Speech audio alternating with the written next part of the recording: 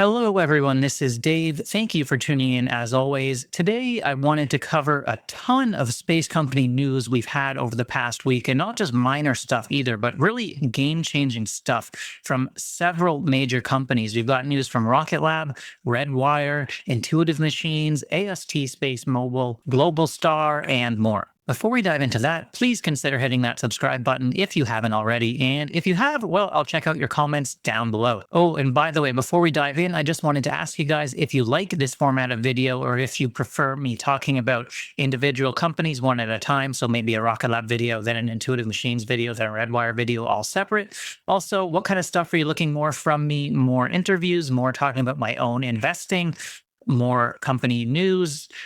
Just trying to figure out the best format for this channel going forward, so any feedback would be appreciated. Okay, with that out of the way, let's dive into this week's space stock updates. All right, so let's start off with Rocket Lab because I know there's a lot of Rocket Lab fans among my subscribers, and of course, it is my biggest position. So first of all, Rocket Lab's had a pretty solid run lately this week, looking a little bit flat, but if you zoom out further, yeah, it's been a great run on a 3-month basis, going from $11 to $29. No complaining there whatsoever. The big news today is that Rocket Lab released an image of their next gen Archimedes engine where they've made several changes. I guess you might not consider this an actual version number. They didn't call it version 2 themselves, but they did say that it is 200 kilograms lighter and is simplified for reliability and manufacturability. So zooming in on these engines, the new version on the left versus the old version on the right. Now, what jumped out to me as a complete layperson and not a rocket engineer is that it actually looked like there's more tubes and piping in this new version as opposed to the old version. So I guess I don't really see the simplicity for sure, but I don't doubt that this new version is actually 200 kilograms lighter and is probably easier to manufacture. If you are an expert in the field, I'd love to hear more comments down below. It also does look like this engine bell or nozzle is used, perhaps. It's slightly worn and brownish looking as well as compared to the one on the right, which is gray and looks brand new. And you can also tell the angle is pretty much the same because this little circular cover for reference on each of them is in almost the same place, maybe slightly shifted, but very similar. So would love to hear your comments on this engine and what you think about the new version. Obviously, the engine development process is an iterative one, so you expect continued changes as they test and make things better and simplify it. That's what SpaceX did, of course, for Raptor. You have Raptor version 1, looks like a mess of spaghetti, and version 2 and version 3 looking even simpler, at least on the outside. Version 3 looking simpler, although I don't doubt on the inside it is extremely complicated. We'll have to see what Rocket Lab has in store for Archimedes in future versions, but hopefully that reduction in weight is significant and they can, boost performance, make them easier and all that. So great news for Rocket Lab and Archimedes as well. Their next launch of Electron for Archimedes is scheduled to lift off no later than February 4th, so coming up in less than a week's time. They're building out the entire constellation for Archimedes of 25 spacecraft across 5 launches, 3 of them already completed, so excited to see that next launch for Electron. Finally, for Rocket Lab, they did announce the date of their earnings call for the Q4 results. This will be happening on Thursday, February 27th after markets close. I will be hosting a live stream of the earnings call where we can chat afterwards, share our thoughts and all that kind of thing. So if you want to hang out with me, do bookmark that day and we can listen to the results and forecast together and chat about what comes next for Rocket Lab. Okay, next up, AST SpaceMobile, obviously a very big company when it comes to the retail space investor community and has had quite a good run, although it's been on a bit of a downward trend lately. They had some very good news for the company this week. First of all, they did announce that they had received a grant from the FCC of Special Temporary Authority in the U.S. with strategic partners AT&T and Verizon. This approval enables AST's first 5 commercial Bluebird satellites operating in LEO today to communicate with unmodified smartphones in the AT&T and Verizon low-band wireless spectrums, obviously supporting full voice, data, and video applications, as well as other native cellular broadband capabilities.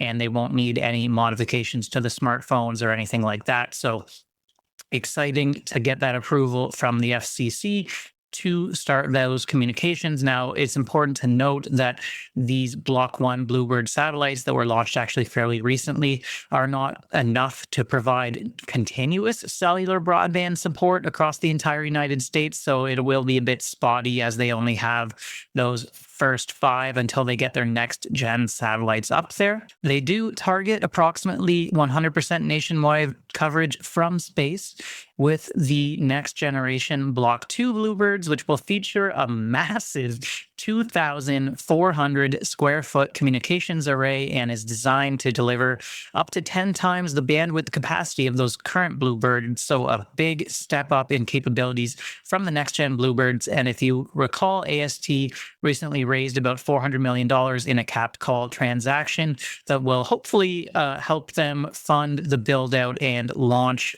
of those Bluebird satellites. Obviously, they will be launching on New Glenn, a lot of them. So that was very big news for AST, but it didn't stop there because they did power a world first video call from an area of no coverage using a standard mobile phone from Vodafone just recently. So Vodafone successfully made this world first call using normal 4G, 5G smartphones and satellites from AST from an area of no mobile coverage. This area was a mountainous remote location in mid-Wales. The Vodafone engineer, Rowan Chesmer, called Vodafone's CEO, I believe it was, and made that historic call successfully. So that's a great test for AST, proving out their capabilities.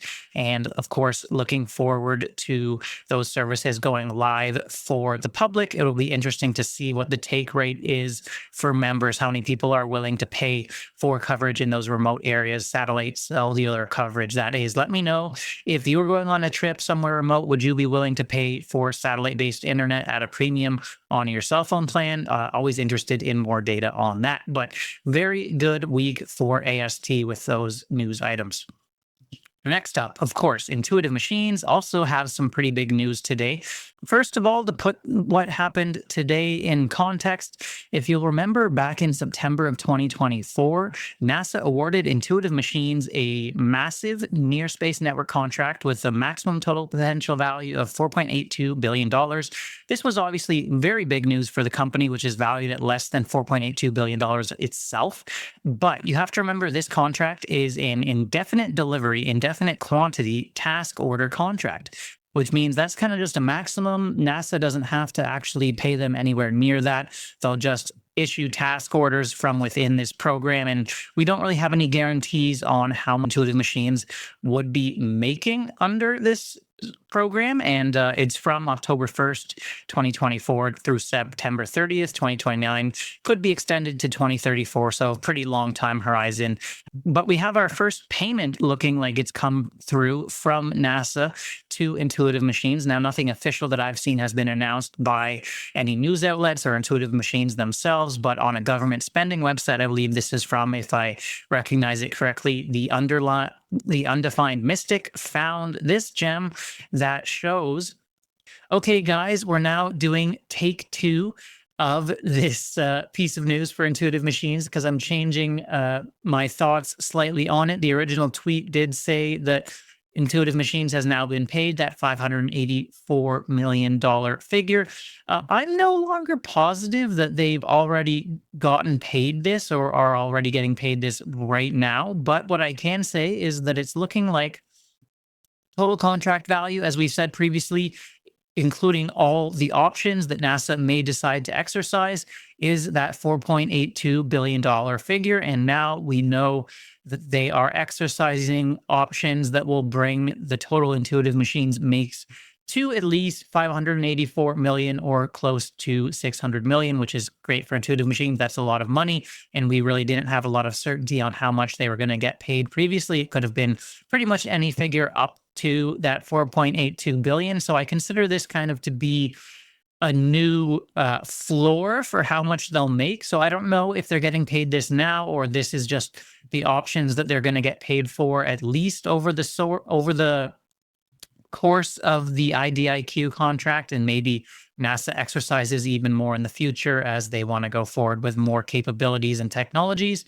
And Jacob, if you see this, I do appreciate your reply on X talking a little bit about this. I would love to hear more details on your thoughts down below as well. Nevertheless, I am going to say that this is great news for Intuitive Machines, that they are at least exercising these options worth 584 million total. That means the total remainder left is still quite large for Intuitive Machines, the possible remainder left, but we don't know for sure how many of those, future options that they may exercise and decide to go forward with within this umbrella. We did have another tweet, this one from Space Investor Daily. He's definitely worth a follow if you're not following him on X already. Lots of great information. Talking about the lineup for Intuitive Machines, and now a lot of stuff we already knew about is confirmed. Obviously, that IM-1 mission, the next IM-2 mission, launching very soon. IM-3 still scheduled for Q4 of this year, which is great. Then IM-4. But the interesting stuff really for me was down below, talking about two new spacecraft, Nebula and Zephyr. Zephyr? And really just wondering what's going on here, some kind of lunar mobility vehicles maybe, or let me know what you think, because it's always very exciting when new spacecraft get unveiled. Really looking forward to that. Obviously, it costs a lot of money to develop new spacecraft, so curious what your theories are on these down below. I have no doubt that NASA is probably the prime customer, because NASA is basically their customer for everything. They still have that single customer concentration risk a little bit, but great news for Intuitive Machines this week as well. Globalstar now, slightly less good news this week, unfortunately. Zooming out a little further, the stock fell off a cliff on the 29th, dropping from about $1.90 per share all the way down to like $1.33. It did rebound a little bit, but still sitting at around $1.50. So yeah, not a great week for Globalstar. What happened here? Well, first, let's put it into context. If you're not aware, Globalstar's biggest deal and customer is with Apple. Apple actually announced a massive investment in Globalstar not that long ago, which was a 20% equity stake in this constellation Globalstar is building out, as well as making $1.1 billion in staggered cash prepayments to help Globalstar build out their constellation for Apple emergency SOS text communications. Globalstar is also getting about $232 million from Apple to refinance debt. So really massive deal between Apple and Globalstar. Apple, absolutely Globalstar's primary customer. Apparently they're using something like 85% of the total bandwidth capacity Globalstar has, if I recall that correctly. And the thought really was that Apple was going to rely on Globalstar more and more for satellite-based communications, and this was kind of their play and differentiator. And maybe Apple would make more investments going forward. There's talk of expanding this constellation even further, even beyond the satellites where the buses are currently being built by Rocket Lab for MDA, who is building them for Globalstar. There's 17 satellites being built right now, being delivered, and some potentially expansion beyond that. So the big news today that really shook up Globalstar is that Apple has now added Starlink support on its phones. And this was really unexpected for a lot of people, apparently.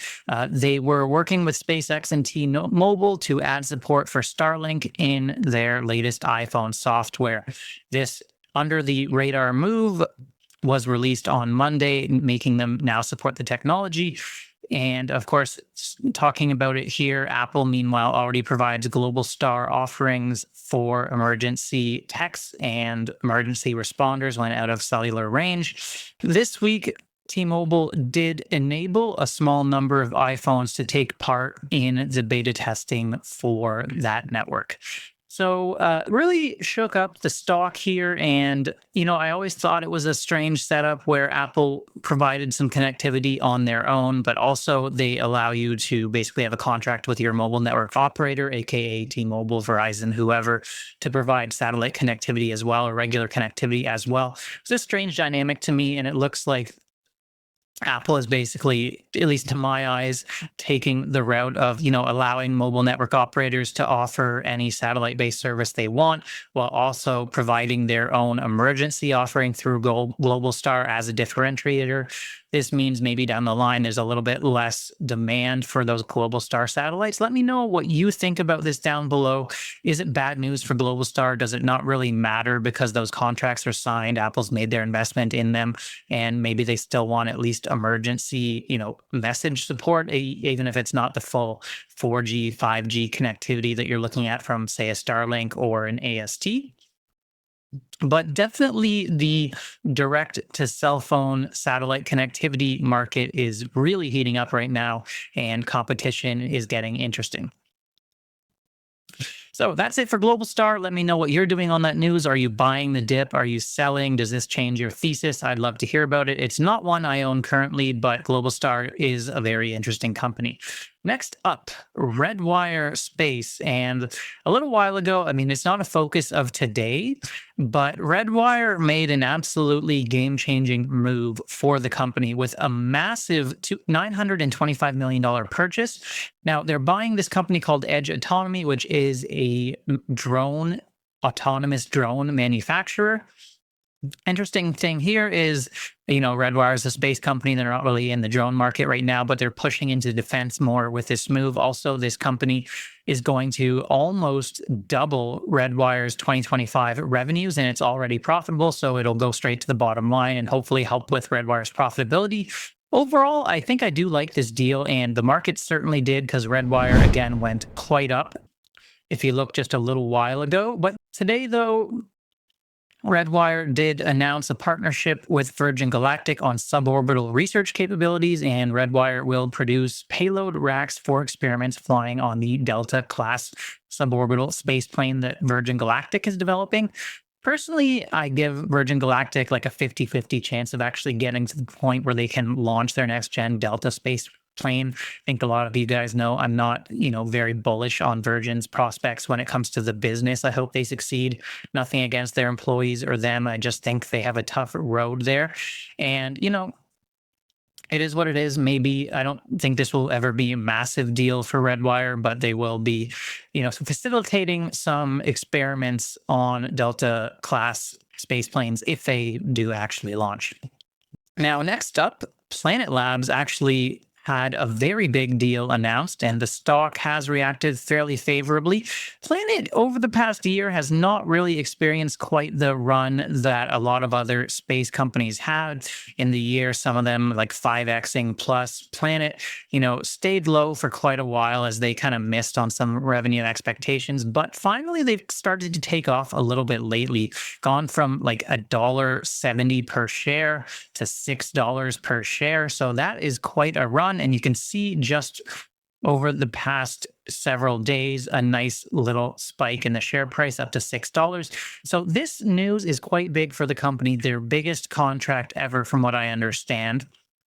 A $230 million commercial agreement for Pelican satellites. So they don't want to name who the customer is, but they are expanding their partnership with a long-standing Asia Pacific commercial partner. So any of you guys, if you're familiar with what Asia Pacific commercial partners Planet has, maybe tell me some theories down below of who this could be. So through this agreement, Planet will build and deliver a constellation of new Pelican high-resolution satellites and will provide certain capability on the satellites for this partner, in addition to providing operational services.